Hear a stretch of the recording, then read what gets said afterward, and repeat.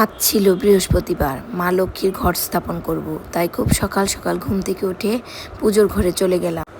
এদিকে আবার আমার বেলকনিতে অনেকগুলো ফুল ফুটেছে আজকে। আমার বেলকনিতে একটি ছোট্ট কাঠগোলাপ গাছ লাগিয়েছিলাম 4-5 বছর আগে। গাছটাতে না প্রত্যেক বছর অনেকগুলো করে ফুল ফুটে। বেলকনি বাগানে ছোট্ট গাছে এতগুলো কাঠগোলাপ ফুল ভাবা যায়, আসলে দেখলেই শান্তি লাগে। নিজের বাগানের ফুল দিয়ে ভগবানের আসনটা সাজিয়ে পুজো করলাম, কী যে শান্তি লাগলো।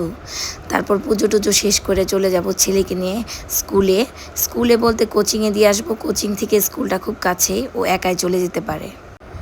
আর বৃহস্পতিবার পুজো দিতে গেলে না একটু সময় লাগে, কারণ ঘট স্থাপন করতে হয়, তারপর পাঁচালি পড়ি, আবার ভাগবত পাঠ করি, এগুলা করতে করতে অনেকটা লেট হয়ে যায়। তারপর ছেলেকে নিয়ে যাচ্ছি আমি কোচিংয়ে। এদিকে কোচিংয়ে এমনি বের হইতে হইতে একটু লেট হয়ে গেছে। এদিকে আবার এসএসসি পরীক্ষার জন্য রাস্তায় প্রচণ্ড জ্যাম ছিল। ওই মুহূর্তে আমার মনে হলো যে কিছুক্ষণ আগে বের হলে মনে হয় আর একটু ভালো হতো।